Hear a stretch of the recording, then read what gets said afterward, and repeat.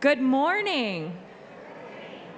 It is a joy to gather with you this day in this service, which is going to be full of wonderful music and good words and fun poetry. I don't know when the last time our two readings for the day have been more different, so you can feel prepared to listen for the different voices there. But of course, we'll both be ably read by the Reverend Sandy Reimer. We have several announcements today to share with you. First of all, my name is Bromley McClanagan. I'm one of the ministers here. My colleague Talia Raymond is returned safely from visiting family in Kansas, and we are delighted to have her back. And Andy Bachman is still up in Wisconsin, where he is each summer with Camp Highlands, and you are here with us, and it is a joy.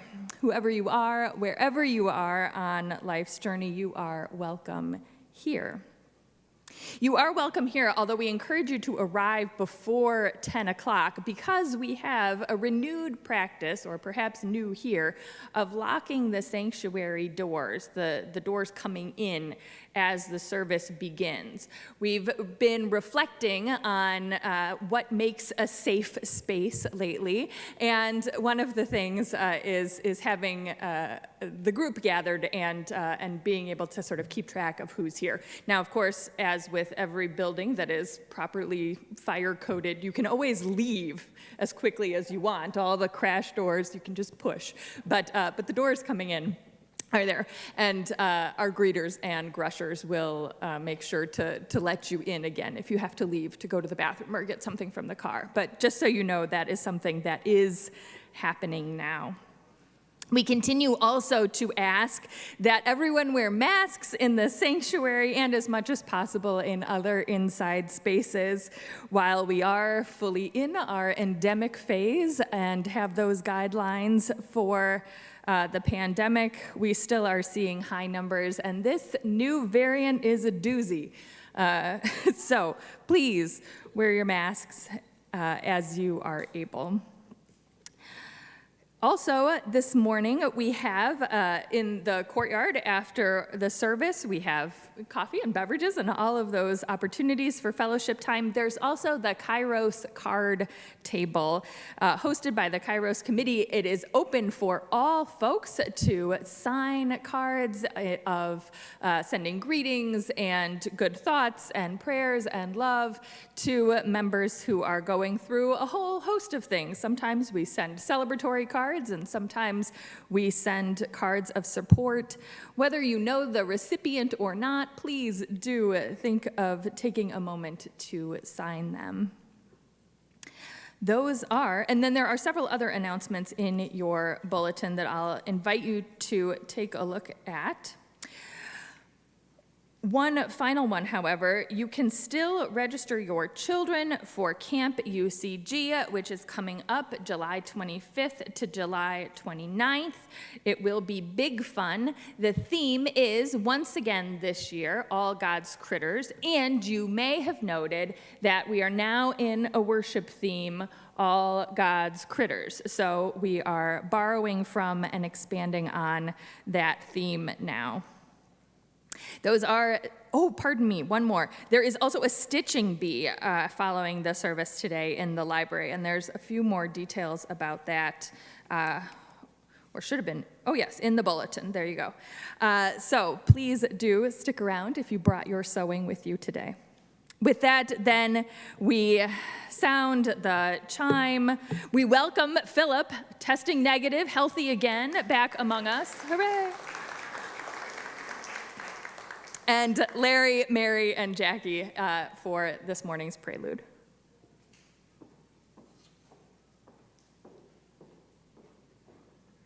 We're going to be playing Summertime, which is one of the most widely recorded and produced and sung songs in the history of American music. It comes from the opera Porgy and Bess by George Gershwin, which was produced in 1935. It has been sung and performed by every manner of musician. The unique element of Porgy and Bess is it was composed and it was performed completely by African-American trained opera singers. The song Summertime and The Livin' Is Easy. Stephen Sondheim said by using the words and rather than when made it a unique place. Summertime and the livin' is easy.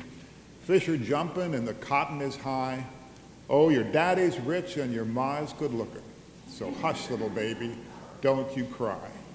One of these mornings you're going to rise up singing, and you spread your wings and you'll take to the sky. But till that morning, nothing can harm you with Daddy and Mammy standing by.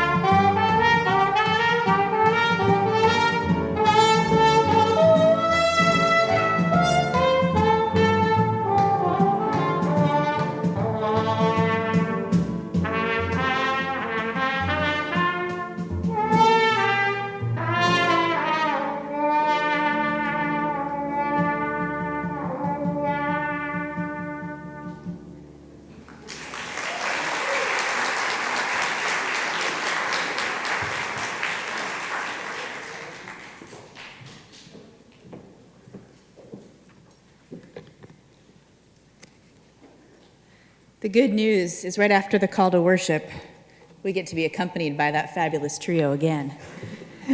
And so I invite you to rise in body, spirit, or both, and join me in this morning's call to worship, followed by our opening song. Creator God, who has gifted us with the blessing of animals, those in the wild, those on farms, and those in our own homes. Creator God, you brought into being that which we could not imagine for ourselves, life we cannot see without the aid of microscopes, animals we can only see in pictures from remote regions of this planet Earth. We thank you for abundant life, for the birds we hear in the morning, for the drone of bees when we are outside, for the vast tapestry of life which is interwoven. We give thanks that all your critters, creeping and flying and everything in between, have a place in the fire, a place in your heart, and a place You'll find All God's Critters in your UCG Gray Songbook, number 3.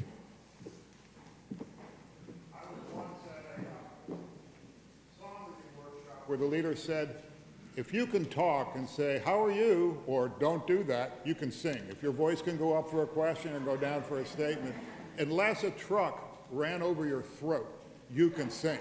So we're expecting everybody to sing on this one. We'll play it through once. The big thing to notice is the chorus only comes through occasionally, and we'll try to remember when that happens. But we'll play it through once.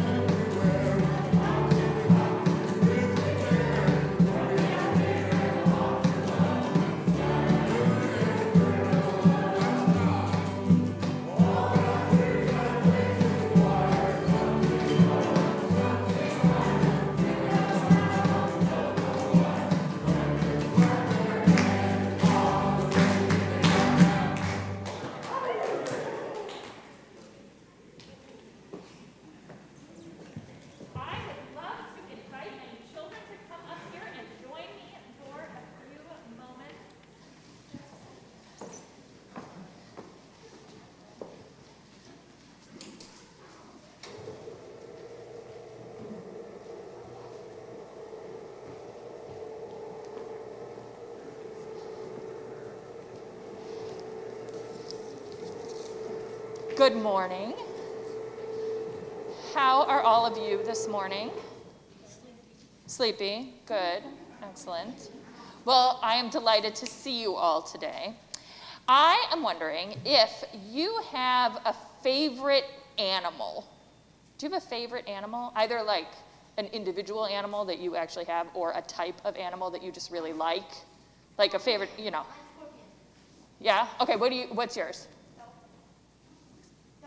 Dolphin? How about, what did you say, Kirk? Scorpion. Ooh. How about snakes? You like snakes? What do you like? Corgis. Oh, awesome. You and the queen, right? How about you? Cheetah. Oh, so fast. Yeah? Foxes. Awesome. How about you, Vivian? Snow leopards. Oh, those are so neat. Yeah? Dolphins, too. How about you? Favorite animal? No? Not a favorite. Oh, you like them all. Wonderful. That's nicer. How about you? Do you have one? No. You have a lot of favorite animals, I bet. My favorite is a sloth. I love the sloth. And actually, did you guys ever see Zootopia? Yeah? Do you remember the sloths in the DMV? Yeah. Yeah, they call him Flash, right. And it goes so slow. And it's so, that's right. He types so slow. And it's really funny too when the fox tells him a joke and his face goes like so slow into a big smile and laugh. Yeah. That's right. Ha, ha, ha. Yeah, very slow. Anyway, I thought that was just genius. That is one of my favorite more recent Disney movies. And we saw another one just the other night. My family watched one, and it had, in some ways, a similar theme, though I didn't think pulled it off quite as well. But it was called The Bad Guys. Did any of you see that? Yeah. It's new, yeah. The wolf, the snake, a shark, a tarantula. And I think that's a Shark. Oh, piranha, thank you. Yeah, somebody else saw it. Yeah, there you go. So, and in that one, all of those are like known to be sort of like bad and dangerous animals, right? Yeah, and it's true. Like you wouldn't necessarily want to take a bath with a piranha, probably, right? Some people like to have tarantulas as pets, but those people are not me. A wolf is cool to look at, right? And an important part of the ecosystem, but again, probably not one that you'd want to hang out with casually. Snakes are okay. It depends, though, right? Snakes can be very dangerous. We had, yeah. Talia and I were just talking the other week about how it is water moccasin season. And those snakes can be quite dangerous, right? And I was telling my sister who was visiting about how water moccasins are around in certain places in Florida. Yes? We saw a water moccasin before summer. You saw one before summer? Yeah, I mean, I think they're around more often too, but they're like, there's a lot of them hanging out these days. Yeah, well, you're right. But they're not, a python's not venomous, right? It's just big. And if you keep a spray bottle, right, that's what you gotta do. Right, keep a spray bottle. Anyway, but so then we had all this big excitement because then there was a snake in our porch, and we knew that there was a black racer that lives in our backyard, and we're very grateful for that. Love that guy. But this one was different colored, and so she's like, what kind of snake is this? And it was also fine. It wasn't a big deal. But anyway, so some snakes, great, wonderful neighbors. Some snakes, better away from the house, right? But I've been thinking about that, and we're having this series now about all God's critters. And one of the things I'm thinking about today, and that I liked about The Bad Guys, and that I liked about Zootopia, is that there are some ideas about how certain kinds of animals are always one way, right? Like snakes are always bad. But then the snake in the movie has, well, no, I know you're not saying that. They're your favorite. But that's the stereotype, right? And in both of those movies, the animal stereotypes kind of get broken, right? Like there's the little mouse who has all of the power. Remember that guy? And then, of course, the bad guys, they all find that they can be good friends and that they can do good and helpful things too, right? Yeah? What about what? Sing.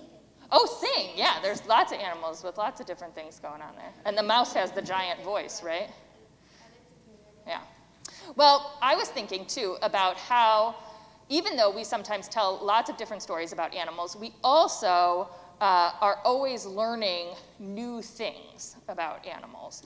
And one of the things that is so wonderful to me about animals is that we can always be surprised about how animals can be, just like people, more than one thing at a time. I wanted to show you a video. I asked one of our new members, Buzz Burline, did I say it right? Yes? Okay, great. I'm always messing up people's last names. A couple questions. He is a zookeeper, and we're going to ask him to come and chat with us at the Children's Message in a couple weeks. But I was asking questions about animals that like seem one way, but are that way, but are also other things too. So for example, we're going to see a little video about an elephant. And elephants are super tiny, delicate, little fragile animals, right? You're like, no. Elephants are huge, right? 8,000 to 10,000 pounds, right? They are delicate. They are very delicate. They are delicate? Yeah? I saw elephants at the zoo before. You've seen elephants at the zoo before? They're so cool, aren't they? They're so big and so amazing, but also they are so smart and they know what's going on at every part of their body at every time. Dr. Berline has said that he has seen an elephant use its trunk to pick a single flower from the ground. So that is amazing to me. And it can paint, yes, too. So anyway, so here we're going to see this video of a giant elephant using its trunk to do different things. It's just a short little video. We might see it.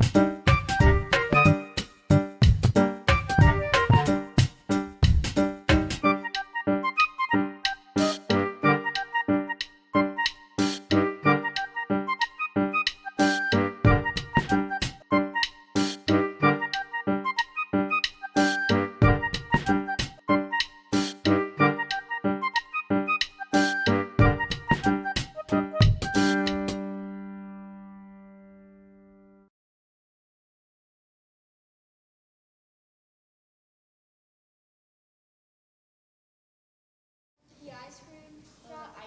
The ice cream, The ice cream elephant. yes. The big jumbo. And yeah, the big jumbo, yeah. Yeah, that's a great movie. We may have to do like another viewing at some point soon. So, and it's got that great Shakira song. Do you remember that one? No?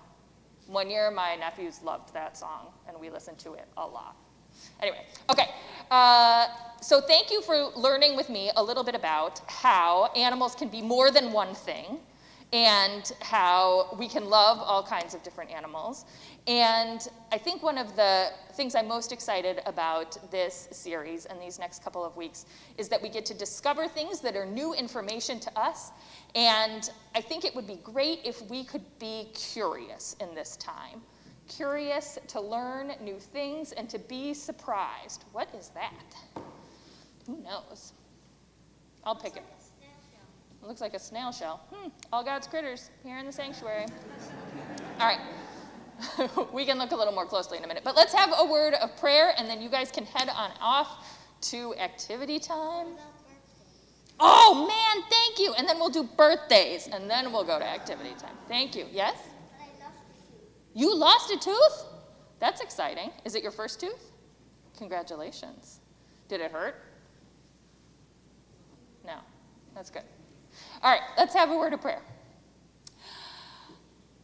Creator God, we know that there are so many wonderful things in this world. So many things that are beyond our understanding. So many things that we are still discovering. Help us to find our place in the world and appreciate the place that all your critters have.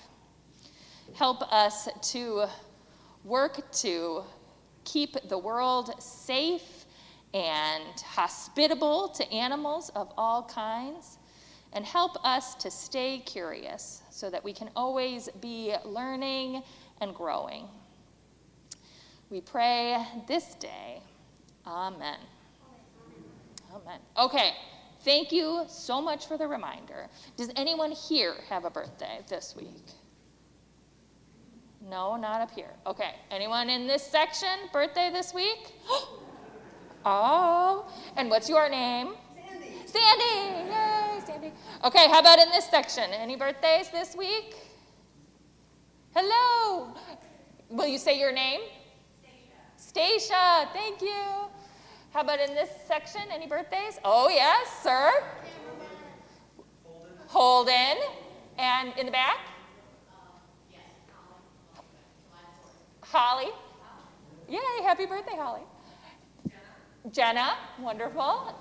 And in this section? Any birthdays? Okay, all right, we're doing it again. Sandy, Stacia, Holden, Holly, Jenna. Okay? All right, let's sing.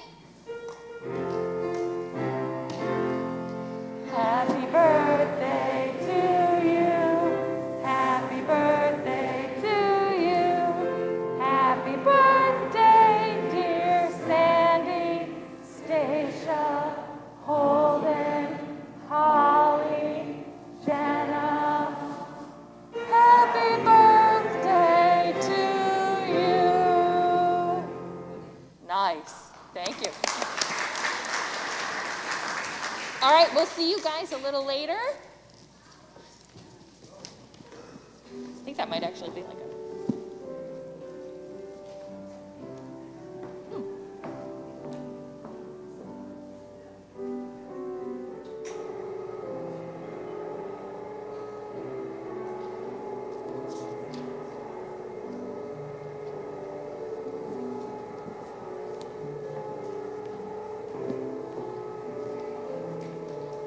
like a shell.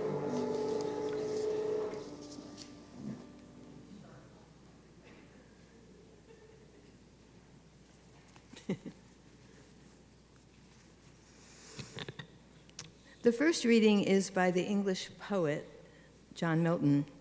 It is an excerpt from his epic poem, Paradise Lost, which was published in 1667 as his response to the biblical story of Adam and Eve and the serpent in the Garden of Eden. Say first, for heaven hides nothing from thy view, nor the deep tract of hell. Say first, what cause moved our grandparents in that happy state, favored of heaven so highly, to fall off from their Creator and transgress his will for one restraint, lords of the world besides?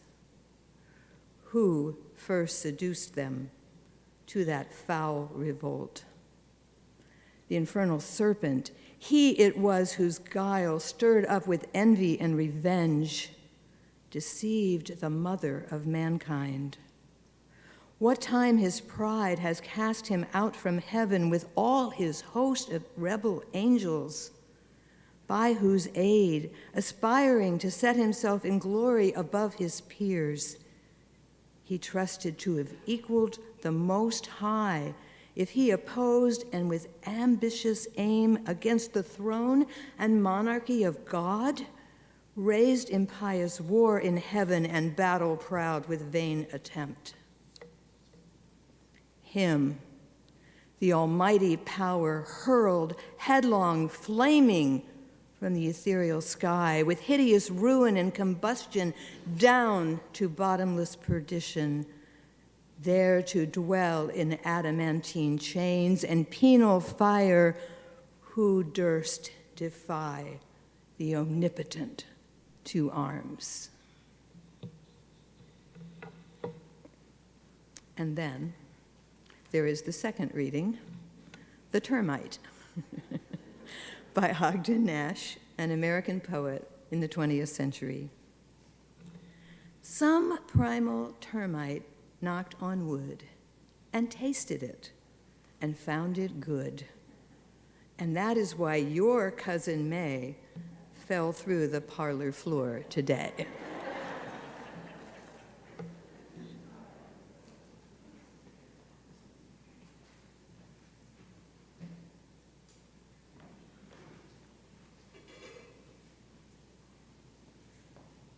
The Ashokan Farewell by Jay Unger is the ongoing theme behind the Ken Burns documentary on the Civil War.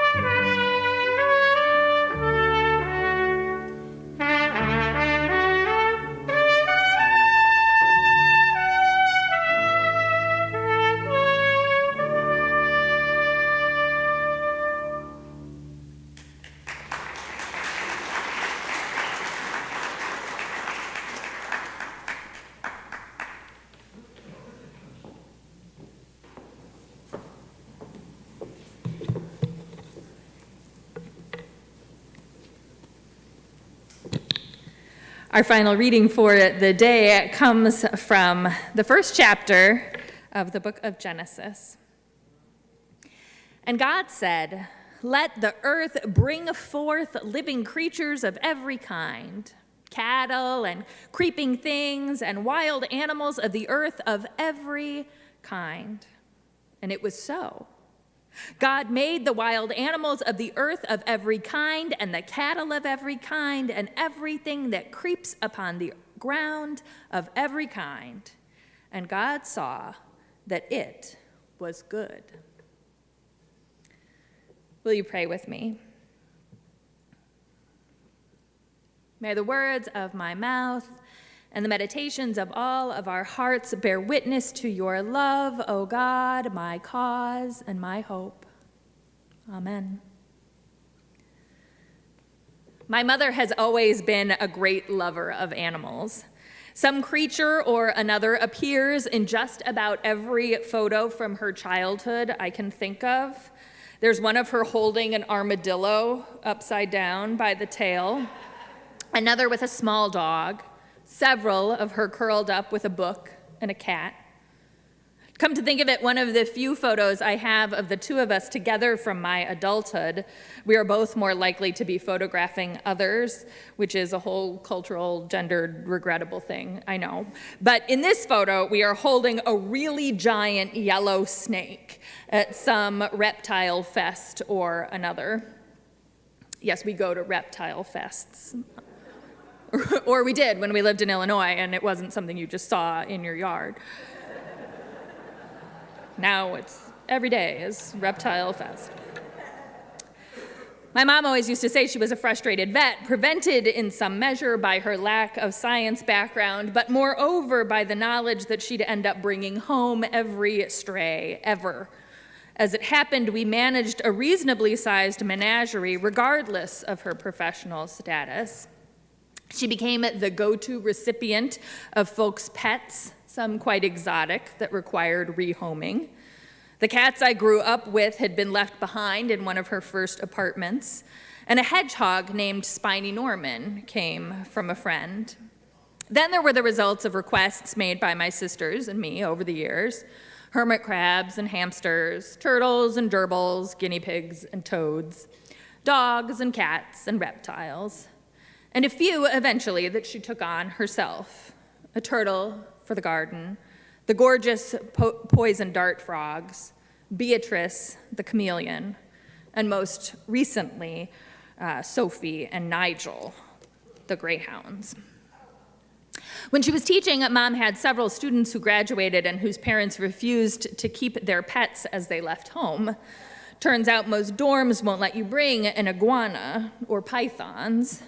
And so Iggy, Spike, Monty, and Winston came to reside with our family over the years. We never had cattle.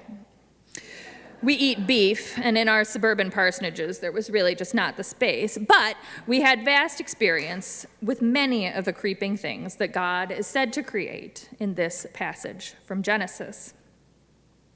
I got asked recently if, in either of the volumes of When Kids Ask Hard Questions books that I worked on and edited, we had included anything about reconciling the creation accounts in Genesis with the existence of dinosaurs. God created all the things, but also on a different timeline.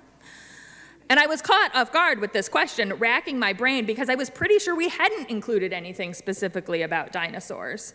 And that felt terribly embarrassing as an oversight, because it's very pressing, that question, for the 3 to 8-year-old set and those tasked with their care. How did this story that we hear at church and this amazing amount of things that we see at museums and books we read from the library and all kinds of things, how do these go together?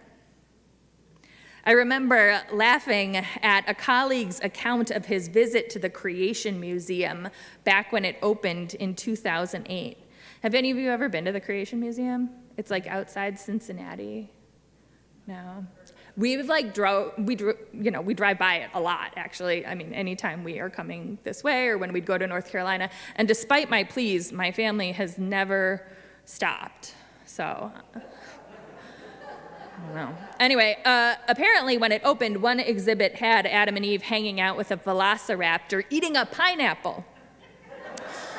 Because in the garden, everyone is a vegetarian before the fall. Jason Biasi, who is a church historian and pastor and professor, he wrote this article, and it's a great read, even if it is slightly terrifying knowing how politically powerful Christian fundamentalism has become in the last 14 years. But he points out that the organization which founded the Creation Museum is called Answers in Genesis. And indeed, the museum itself is designed with each exhibit offering clear biblical answers to a host of straw man questions posed by bumbling doctrinaire evolutionists. Biasi comments, one video running alongside the display of a particular animal intones, "The origin of such complexity is a mystery to scientists, but it makes perfect sense in a biblical worldview." Note that the word mystery is a bad word, something a foolish Darwinian would fall for, whereas the mystery is readily solved in this biblio-scientific world. At the Creation Museum, all of history is divided into two epochs, not Jurassic and Triassic or Mesozoic, or I'm really bad at all of that, but before and after the fall, before and after the garden, with some changes occurring around the time of Noah's flood, but not evolutionary changes, thank you. There is no mystery about what happened to the dinosaurs. They came on the ark, but their habitats were sufficiently destroyed that most of them died out shortly thereafter.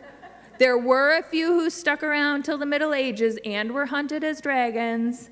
Mystery solved. Answers in Genesis. Of course, even in Genesis, there is complexity. There are multiple accounts in those first chapters, multiple authors. All the wild animals God creates are declared good. And even the infernal serpent is, in Milton's description, momentarily under the influence of Satan. It's not the serpent's fault. Still, snakes, and women for that matter, get a very lousy reputation from here on out in the biblical narrative. I asked Buzz Berline, who is a zookeeper and a new member, if that reputation extended outside of those seeped in the Bible and who were raised on Indiana Jones.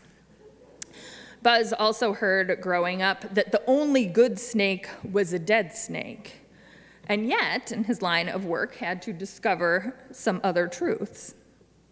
He notes, as humans, our tendency is to like things that are similar to us, probably some biological survival trait for social survival. Their likeness to us is one reason why apes and monkeys are some of the most popular animals in the zoo. Perhaps the reason a snake was picked as an evil character in Genesis was because it's so different from the human body type. Snakes have no legs, arms, eyelids, body hair. Their bodies are oriented horizontally on the ground and not vertical in the air like a standing human. They don't communicate in the same way as humans, are somewhat mysterious because they move differently and tend to be more active at times, dawn, dusk, and night, when humans are typically settled down to rest. It was probably somewhat natural for the writers of Genesis to label a creature so different from them as an evil being. That struck me so much because though my mother had snakes, and though I have held snakes, and though I wouldn't say I'm as scared of snakes as I am of some things, nevertheless, I find it so deeply unnerving around some of them when they're moving their heads and you have no idea where they're going. You can't anticipate what they're going to do because they're just so different. And that can be a fearful thing. I was talking to the kids, as you heard, about Zootopia. Did any of you see Zootopia back a number of years ago? Zootopia is a world in which animals live together in peace and in realms of ingeniously various sizes.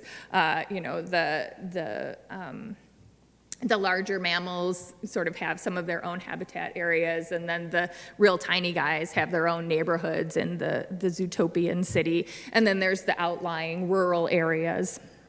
And it's a story, in some ways, it's a crime mystery story. And so this little bunny comes from the countryside, and all she's ever dreamed of being is a police officer.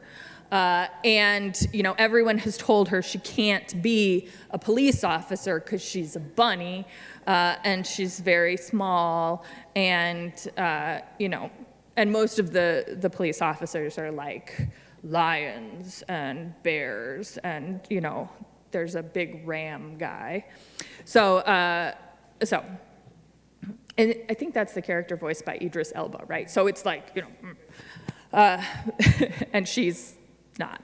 But she dreams of this. This is her childhood dream, and she comes and she works so hard, and they put her on traffic duty. And but as she is coming to the city and being acclimated, a number of animals go missing, and the city seems to be covering it up. And eventually they find where she and this fox, who is like a con man, kind of. He's always running scams. He's voiced by Jason Bateman, if that gives you a sense of the character. Sort of typecast, but with a heart of gold, ultimately. And so they discover where the animals are being hidden, and they've all gone feral, as they say. No, savage, as they say. And it is an amazing thing, because for generations now in Zootopia, all the animals have been living together, predator and prey. They've been living in peace. But something has happened that has made the predators revert to their predatory nature. And you watch the movie unfold, and at the end, you're like, oh my gosh, Disney made a Black Lives Matter movie. And it is. It really is, because the narrative that folks are selling as the story starts to emerge is that, you know, these bigger people are dangerous and they're harming others, and, you know, that's just who they are inside, and, you know, and so it is only natural that we should use our smarts and our instincts to stop them in their tracks before, you know, anything bad happens. They're a threat. Yeah, right. It's got protesters too. Yeah, it's really, I mean, spot on.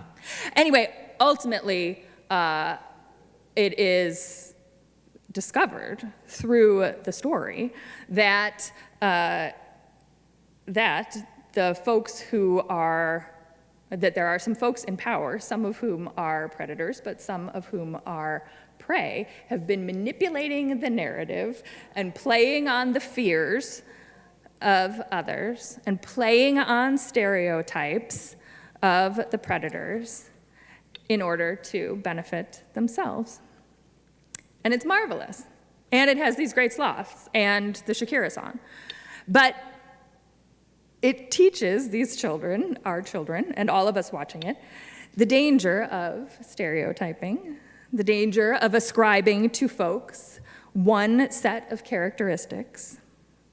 Many things, many creatures, all of us in our created glory can be more than one thing. One of the amazing things about Zootopia 2 is how sort of subtle it is, right? I mean, if you didn't know what you were looking for, maybe you wouldn't catch on to the larger discussion that it seems to be referencing. But it is so important, I think, that it shows up there, because the stories of how human beings are different, or how folks of different races or cultures are different, that are grounded in pseudoscience, that are as awful as some of the pseudoscientific theories you see at the Creation Museum, are so much more harmful and still so prevalent. It wasn't that long ago that Dinesh D'Souza was publishing anything, that the bell curve came out. It is still today when police officers say that they were scared for their lives, and so they had to shoot an unarmed person. D'Souza, I remember, I was assigned one of his books in the worst college class I ever took.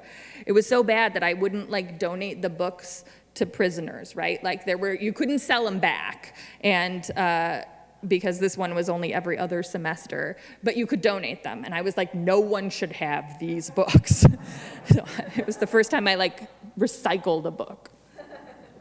But, this is, the book we had to read was The End of Racism. And, he talks about how racism is just rational. It's just rational. If you cross the street when you see a person of color, that's not unconscious bias or racism. That's just discernment based on odds, based on facts. But of course, that's not true at all. We know how narratives in the media and in a host of discourses, even here in pseudo-academic works, are manipulated. My oldest was talking to me one day about some urban legend about looking under the car before you got in, right? Because somebody could hide under the car and get your ankles and then assault you. And I didn't look under the car, and so that was, I was setting us all up for danger. And I said to her, you may not find this comforting at all, but you are far more likely to be assaulted by someone you know than some stranger in the parking lot. That's not actually usually how the narrative goes. But it benefits folks, right? It benefits abusers, certainly. It benefits many of those in power to believe that the danger is someone else, some stranger, something you can't protect, someone you can't predict, than someone in your own circle. These are the dangers of a single story, the dangers of ignoring complexity, the dangers of ignoring the vantage point from which certain folks speak. I love, so our two readings had two different lengths, right? And the reference to the serpent in the Paradise Lost comes only in the third line, but then we had to get so many more because there's really just not a breaking point. I think I stopped it maybe before there was even a period. That's all one sentence, right? About the serpent and the whole narrative of the fall and all of these things. And the war against heaven. And then Ogden Nash were just here is a termite, it eats wood, sorry, Cousin May. And and it's comedic, right? That we have summed up a creature in one fact and its impact on our lives in one thing. And there, it's funny and it's great. But there is real danger in trying to force the full complexity of reality into a single structure, into a single narrative. The thing that scientists keep unpacking in a host of disciplines is that there's more to everything than we ever thought. We can learn more and more details about the hows and whys of life in this universe, but we also learn what we don't know. There is no problem with mystery, exactly. There is no problem with endless opportunities to be curious and to learn. As I was thinking about the When Kids Ask book and our failure to directly address the important question of dinosaurs and creation, there are essays on how we read the Bible. And one of our authors encourages us to ask children, what do you think the people who wrote the Bible were trying to tell each other about God? And what do you think is the most important part of this story? Is it the time frame? Is it, that dinosaurs were there or not there? Were they on the ark? Is that the most important part of the story? I think that one of the most important parts of the Genesis narrative, or at least that first chapter, is that all of the creation, everything that surrounds us, everything has a place. God creates everything and calls them all good. Now, it's interesting to think about, especially sitting with the kids, because we can say that all things are created good and all things have a place, but we also affirm that our homes is not necessarily the place for all things. I mentioned my mother's many pets with some hesitation because there are some animals that certainly should not live sort of in captivity or in home captivity.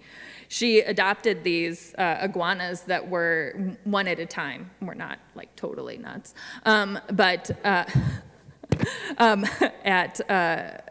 from folks. And, iguanas in the wild can live, decades. And she used to talk about how, Spike was our inheritance, right? This was, and we were like, oh God. And yet, she did mourn when he passed. Spike and Iggy, the iguanas, were so very different from us in so many ways. Not quite as creepy as a snake, but you looked at them and you saw like the history of Animalia, right? You're like, this is a prehistoric creature that is in our living room or periodically in our bathtub.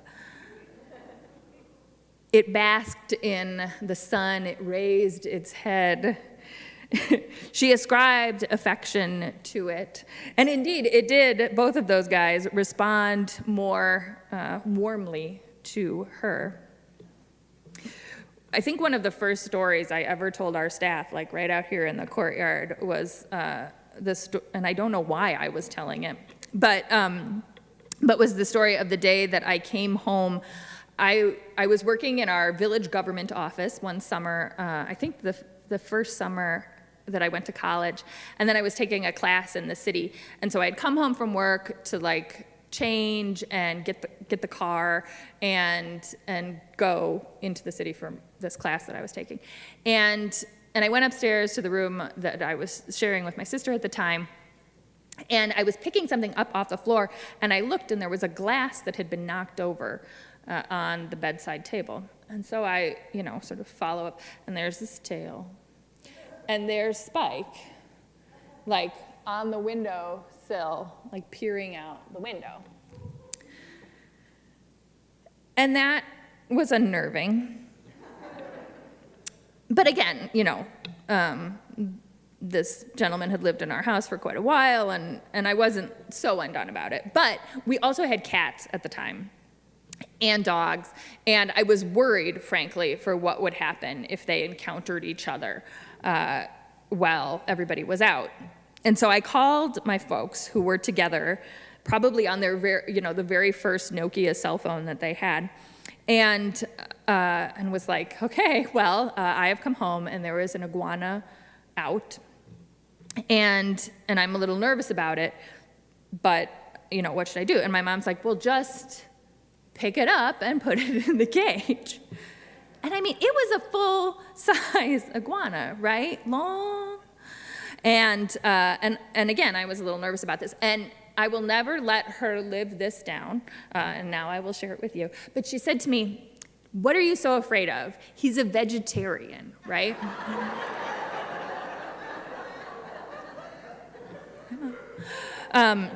So I go, and I pick it up, and and I didn't pick him up very well, right? I got my hands around his body, and I sort of try to carry him across the room. And he's very upset about being moved that way, and strong, right? And so eventually, right before the doorway, I drop him on the carpet. He was fine. Yes, I think that's not why he didn't live 70 years. He thrived for many years after this day. But, and then he's stuck in the door, and I don't know how to get out of the room. And I have to go to this class, and everything is terrible. And so finally I'm like, well, I'm just gonna leave him in here, and I'll shut the door, and then at least he'll be safe from the cats, and then Mom can deal with him when she gets home. And so I did, but I still had to get out. And so, and this I share with you only because it was so funny. But I took basically a running leap over this iguana into the hallway. But he flipped around, and I had welts on my leg, from the tail. So Spike, loving domestic iguana, link to our prehistoric heritage, lover of spinach, nevertheless, dangerous. Animals can be more than one thing. Animals can be more than one thing, Mom. Buzz also shared that pythons, we had pythons, and they were fine. They ate their frozen mice, and I didn't hang out with them very much. There's another story about the day they were out of frozen mice, but that's fine. But Buzz shares that A lot of female snakes lay their eggs in the soil and never return to see their offspring. However, pythons guard and actually incubate their eggs by wrapping their coils around to increase heat coming from their mother's bodies. It is almost bird-like maternal care. I thought that was fascinating. So, cold and calculating, no, not so much. Warmth giving.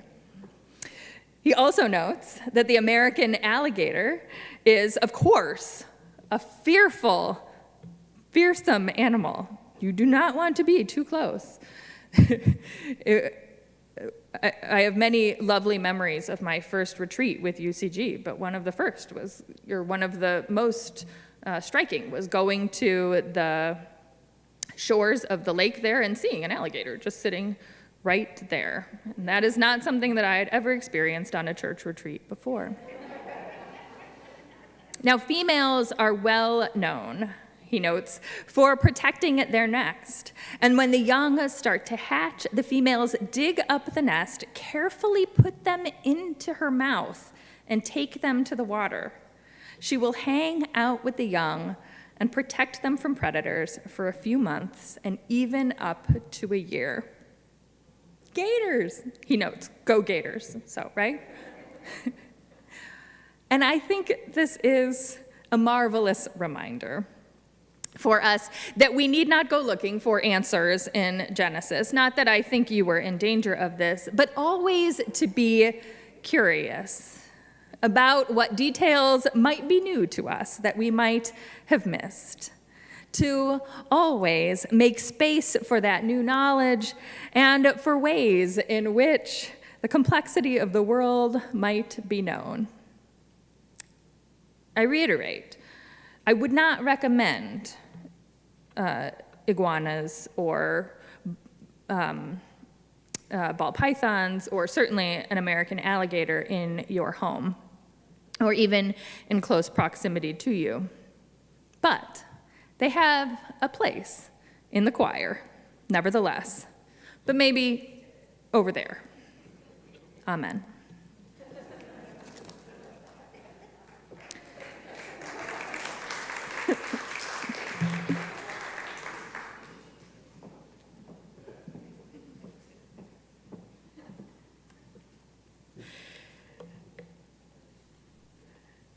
These are the prayers on the hearts and minds of our UCG family critters this week. First, blessings of welcome to Judy, who is the mother of Cindy Martin, who is relocated this week from Oklahoma to Gainesville. We are so glad that you are here. Yes. And we also hold both you, Judy, and Cindy in our hearts, as it is always hard to say goodbye to a home full of so many years of blessings and memories. We hope you make many more with us here. Prayers of healing and of comfort for Bonnie Green, who has had a setback this week with her health and feeling discouraged. Bonnie is staying at Palm Green for the time being. For Heather Dewar, who is recovering this week from COVID-19. And for Steve Goldstein, who had an emergency gallbladder surgery on Friday. He is home and doing well, but we certainly hold him and Lisa in our prayers. Let us take some moments in silence to hold these and all that we brought with us into this sacred space today.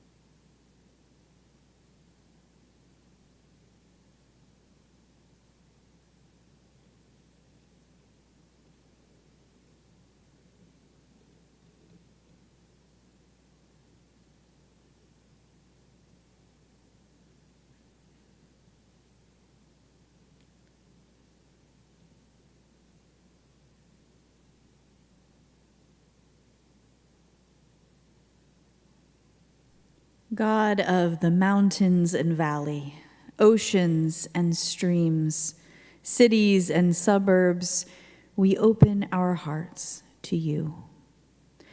Let us never take for granted the beauties and wonders of nature. Let us never look with jaundiced eyes at a sunrise or a sunset without feeling that they are truly religious happenings. Let us always be filled with pleasure, seeing green leaves on the trees, squirrels darting from place to place, birds looking for food for little ones waiting to be fed. Let us always look to the sky to see the beauty of the clouds and feel the warming rays of the sun. This is such a beautiful world. Help us to marvel at it. Heavenly Gardener, as the sunlight is transformed into energy by plants, let your light shining upon us transform us too. Let us blossom into acts of love and service and be filled so we may reflect love for all critters. Let warmth and love be experienced through us, by us, and for all of us. Amen. Let's close this time of worship together with the Garden Song, found also in your UCG Songbook, number 17.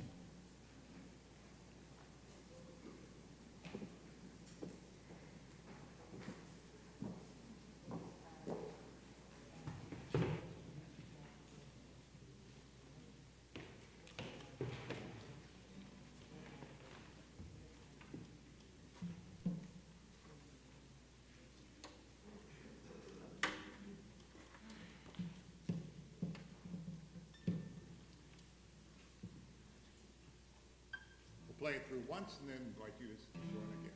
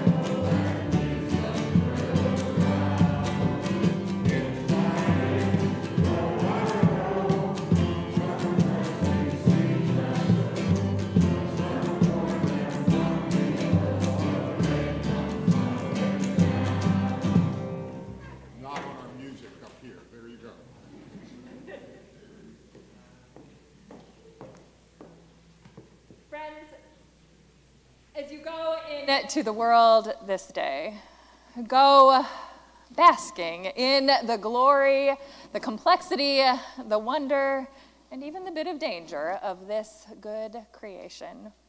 Go and tune your bodies and your brains to the music of this land. Go in peace and joy. Amen.